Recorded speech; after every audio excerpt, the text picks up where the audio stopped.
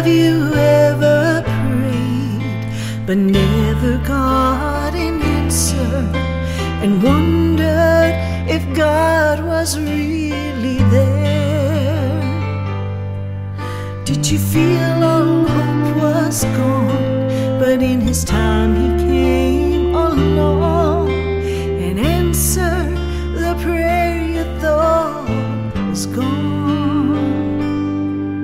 There is no prayer too small, for God hears them all. The answer may not be just what you want, but He always knows what's right, even when we think it's wrong. Just remember, there is no prayer too small.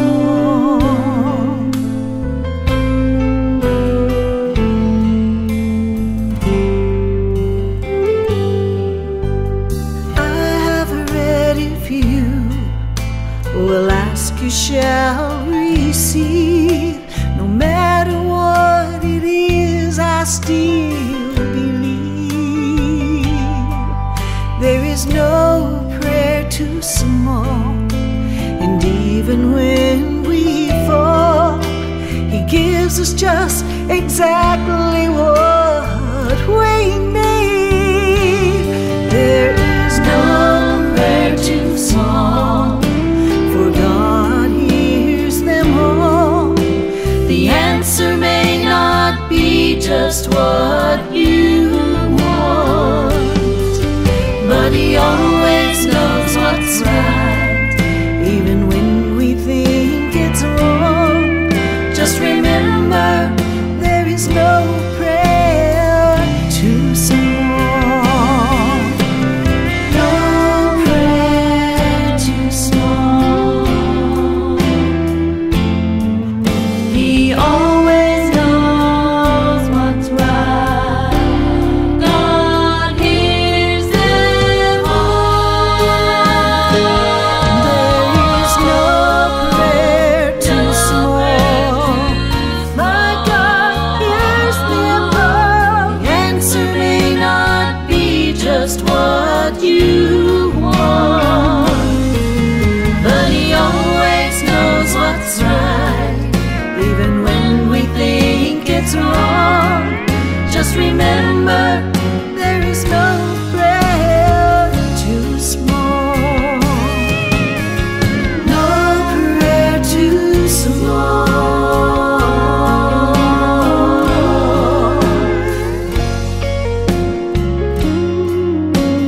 No prayer too small.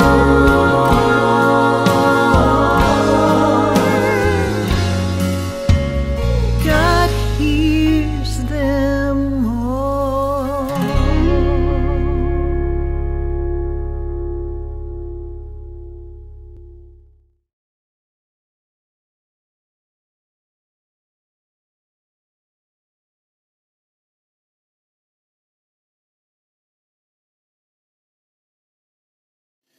Hello, my name is Ralf Friedrichs. I'm an addiction recovery coach and the host of the Take Your Life Back Today show. As an addiction recovery coach, I want to share something with you. Let me be crystal clear to leave an everlasting impact upon you. Just imagine being buried alive. You're in a coffin, but you know you're not dead. You don't know how to get out of that coffin. You tried lifting the lid. The enormous weight upon the lid prevents you from opening it.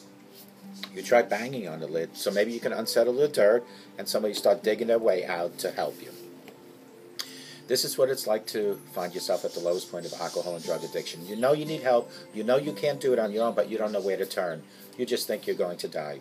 Usually, though, people don't think about death when they're habitually abusing drugs and alcohol. In order to feed an addiction, you have to be great at repressing the fear of death.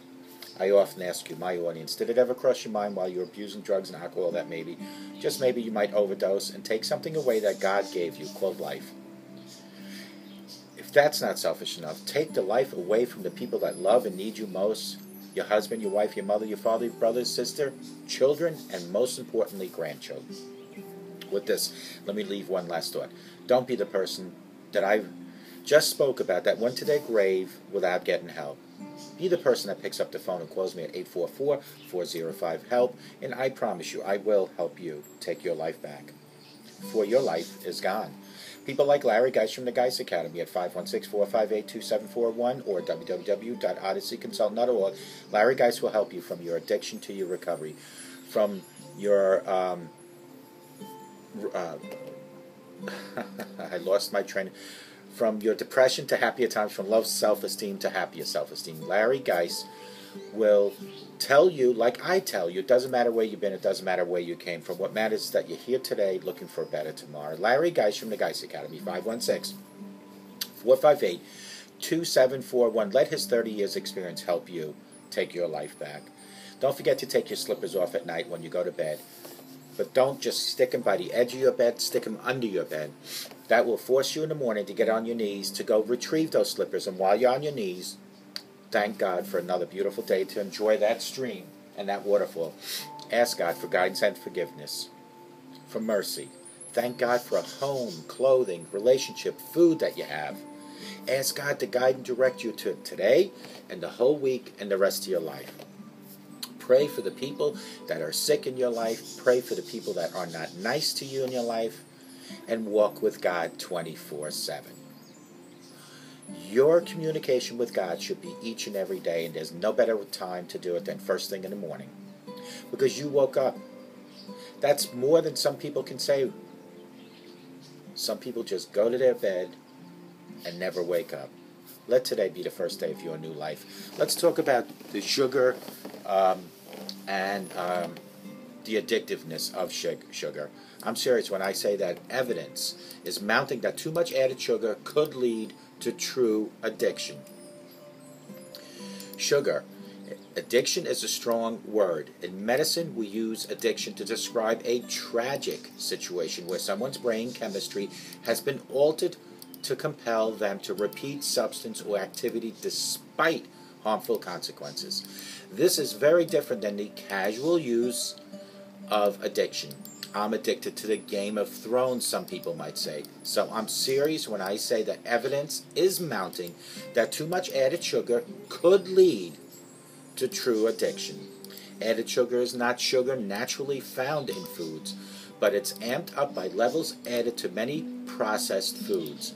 Medical addiction changes brain chemistry to cause binging, craving, withdrawal symptoms, and sensitization. Excess added sugar can do just that through changes in the same pathways as addiction to amphetamines or alcohol. Sugar addiction should be an even harder habit to break, according to recent evidence about how added sugar affects our stress hormones. Stories in the press about Oreos being more addictive than cocaine have been overstated, but we should not take it lightly. The power of added sugar is to lure us again and again and to rob us of our health. Sugar is everywhere, and we are consuming it way too much. The drug analogy is always a tough one because, unlike drugs, food is necessary for survival. That said, there is an increasing body of research demonstrating that sugar can stimulate the brain's reward processing center in a manner that mimics what we see with some recreational drugs. In certain individuals with certain predispositions, there is certain levels of sugar that manifests within the body, and it causes addictions to happen. One co-founding factor, of course, is that sugar is rarely consumed by itself, by the spoonful, I should say. Rather, it is combined with artificial flavorings, like in sodas, or fat and starch, like in cakes and muffins, which results in combinations that send the brain's pleasure centers into overdrive. This is one fascinating area of research that I think will only continue to expand over the next two decades. But one thing is clear. Sugar, no matter the form, agave, white sugar, brown sugar, coconut nectar, is everywhere, and we are consuming it way too much. On the outside, sugar seems pretty harmless, right? But on the inside, it is literally killing us. What's tricky about sugar is that it is socially acceptable, and often, as treated as a treat when it should really be thought as a toxic. Research shows that sugar can be even more addicting than cocaine. Sugar activates, or I should say activates, the opiate receptors in our brain and affects the reward center, which leads to compulsive behavior, despite the negative consequences like weight gain, headaches, hormone imbalances, and more. Studies have suggested that every time we eat sweets, we are reinforcing those neural pathways, causing the brain to become increasingly hardwired to crave sugar, building up a tolerance like any other drug. It also provokes similar withdrawal symptoms once you are hooked. On the outside, sugar seems pretty harmless, right? But on the inside, it is killing us, and that's a proven fact. And once you are addicted, it can almost feel impossible to get off. In Manhattan, at that time, Mayor Bloomberg, I don't want to use the word outlaw, but made it against the law to sell a certain size of soda in Manhattan. The reason for that was because of the sugar. America, let's put aside the medical aspect of it, but the overweightness in America is tremendous. But let's look at the sugar, how it's killing us. Even artificial sugars are killing us. Now, me, I love my diet soda. So I had a choice to make. Is it going to be like I used to be, an alcoholic of drinking vodka, or diet soda? And I chose diet soda. Both of them are killers. I believe alcohol is a larger killer. Now, I know that if I drank regular Pepsi or regular Coke or regular soda, that would kill me even faster. But I am hoping and praying that the artificial sugar in diet soda is not a cancer-causing soda or material. I can only hope and pray that all of us watch what we drink and watch what we eat. But more importantly, I can only hope and pray that we all somehow find what's best for us and what's best for our children. It all starts at home. I've taken the first steps of my life years ago, and that was to get rid of the alcohol consumption. Eventually, maybe I will start drinking less soda, more water. But like any saying in life, you need to first crawl, then walk, and then run. My crawling phase was to give up drinking alcohol.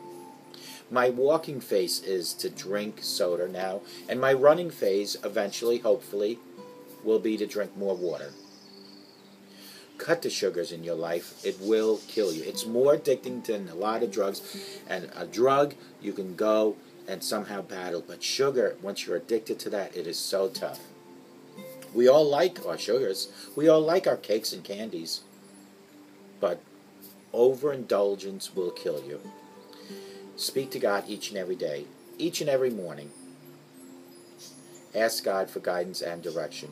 Ask God to guide your family and direct your family through you as the head of household, if you are the head of household. And if not, that's okay. Let God guide and direct you to other people's lives. My part-time job, each and every day that I work at my part-time job, I am not just a worker. I want to be a messenger. I want to be a messenger of giving people a smile to give them the smile. Give people a positive attitude. Let it drip out of me onto them. Because life is too short, my friends. Life is way too short. And if we walk around with an attitude or negative or thinking we're above other people, it won't work. That I promise you. It won't work. Walk around with a smile. Wish people a happy day. Let people know that you are truly happy. And one way to do all that is through the power of God. The power of prayer is more powerful than anything else in the world. Let today be the first day that you decide you want to change your life. This isn't about just addictions and sugar. This is about you and changing your life. Let today be the first day. It's never too late to change unless you're dead. Then it's too late. While you're breathing and you see what's behind me, the streams and the waterfalls, you have a chance for change, and do it quickly. Let the power of prayer work in your life, and may God bless you.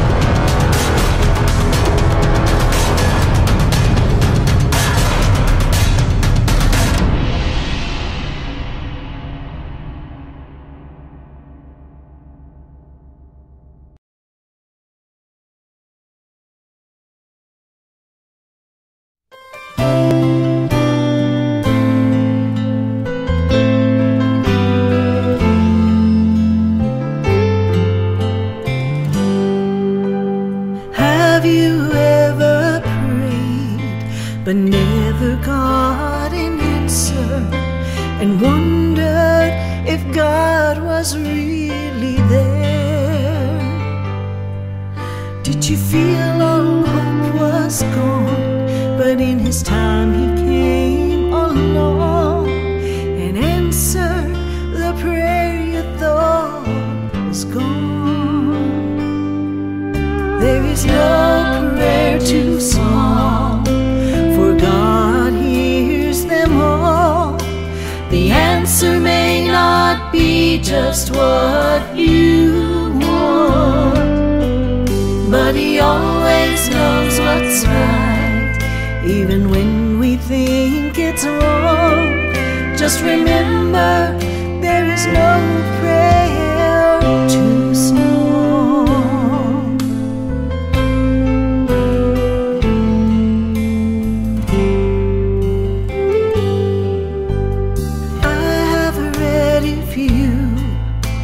Will ask, you shall receive. No matter what it is, I still believe. There is no prayer too small, and even when we fall, He gives us just exactly what we need. There is no prayer too small, for God hears them all. The answer may not be just what you want, but He always knows what's right, even when we think it's wrong. Just remember, there is no